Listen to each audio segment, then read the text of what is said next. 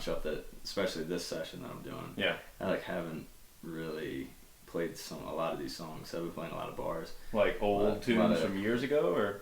Not years ago, probably since my last album, definitely. And some that, because I'm playing a lot of different bars and yeah.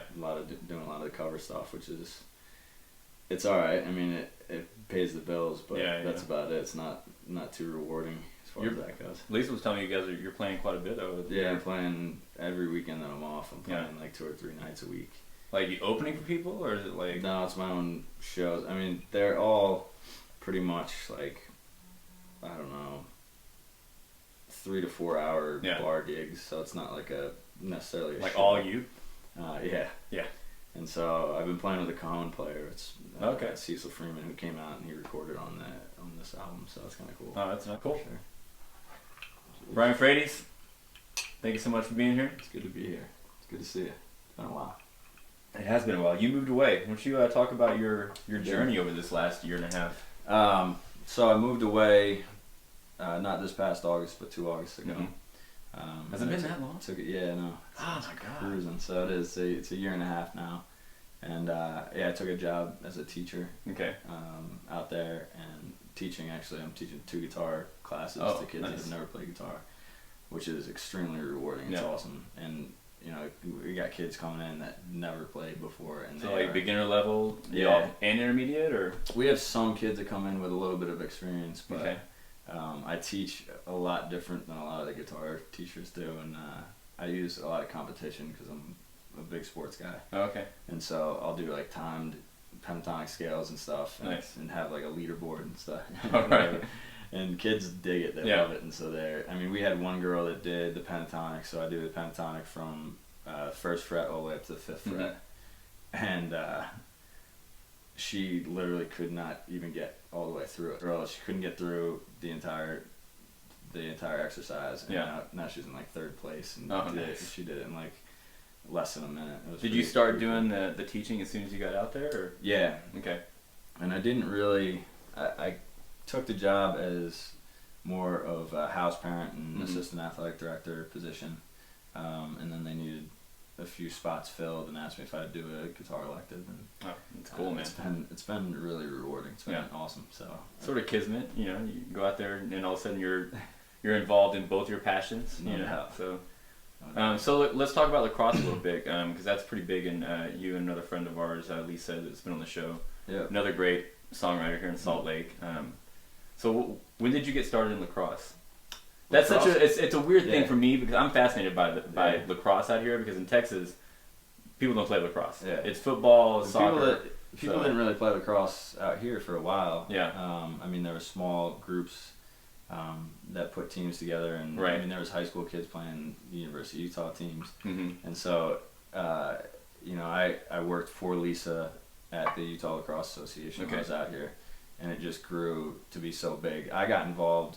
My uncle was the head, or he actually was the assistant lacrosse coach at Cornell at the time. Oh, okay. And I was in 8th grade, and he got me my first stick, and one of the players strung it up, and I thought it was the coolest thing ever. Yeah. And since that day, like, hadn't been able to put my stick down, and I went from hockey being my number one priority, and that's what I wanted to play in college, to automatically it became lacrosse. And so that's why I went up to Bates College and played up there. And where is Bates College? It's up in Maine. Oh, okay. In Lewiston, Maine. So it was an unbelievable opportunity, and it's a great school. So I definitely have lacrosse to thank. So within the world of lacrosse and hockey, when did music come about?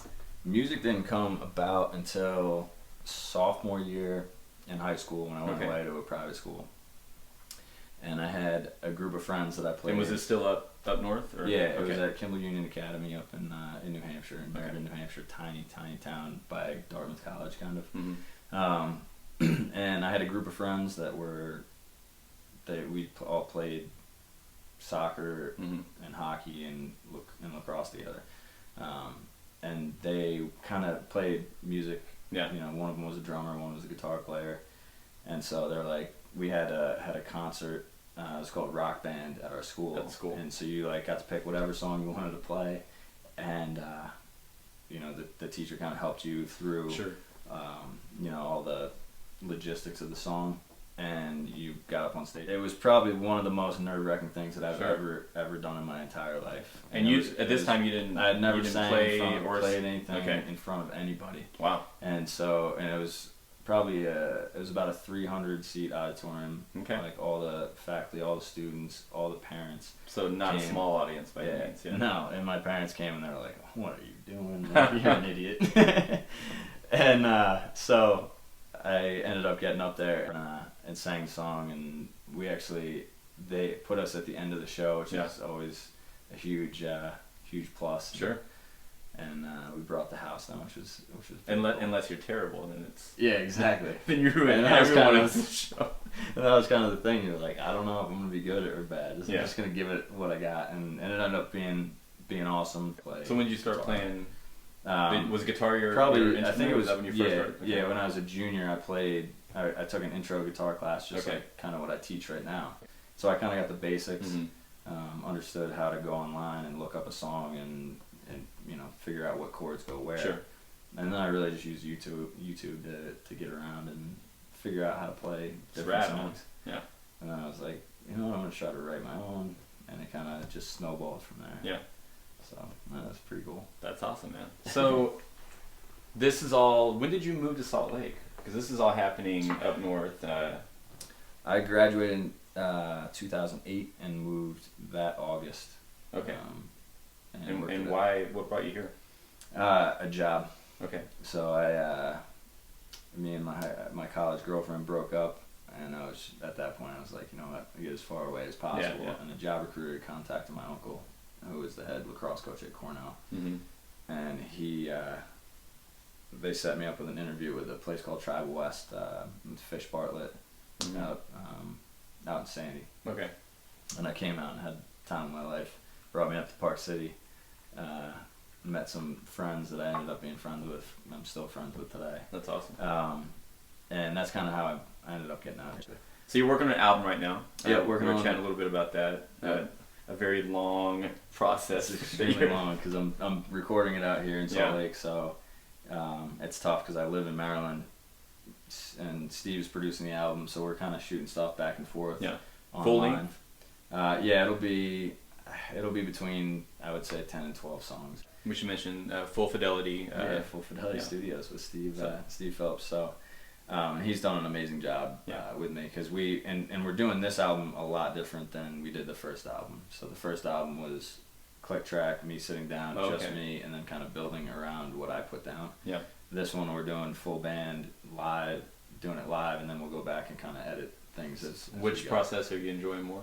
This process for sure, because we can just kind of jam the songs out. Yeah. And, I'm excited to get you over here in the closet, man. You know what you're doing? Yeah. Sweet. All right. You ready? Bryan Frates, thanks so much, man. Appreciate you.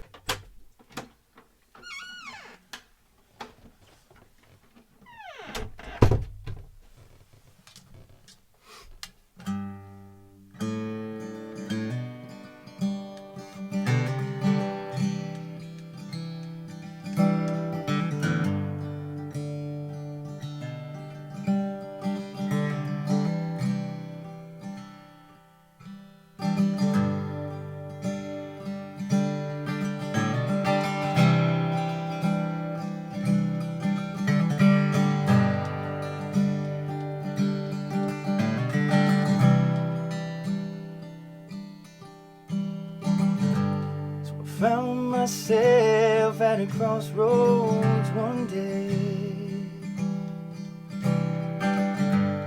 Said to myself, it's time for change.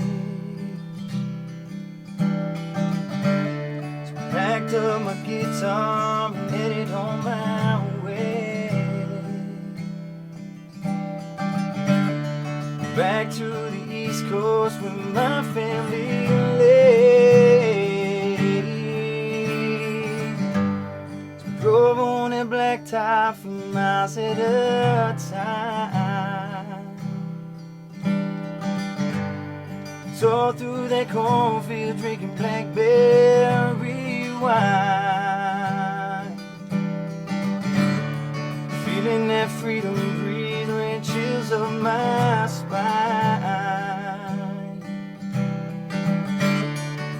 a game of poker, going only blind. So what did I do?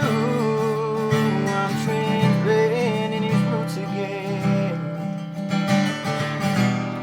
Why did I go for the right reason?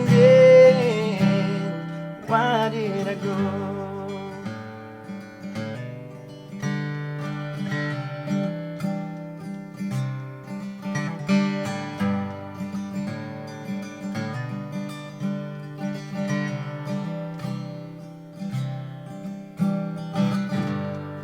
Found myself by the Chesapeake Bay,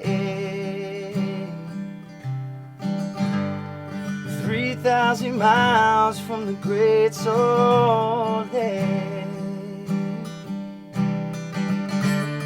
After 3 months of getting used to the rain, his restless heart, it fell home again.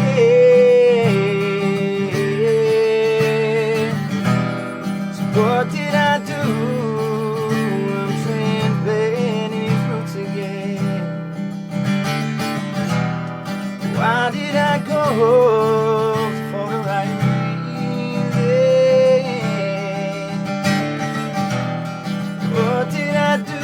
I'm transplanting his roots again. What did I do? Was it for the right reasons?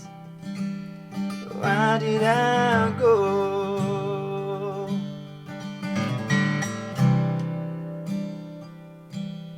Why did I go?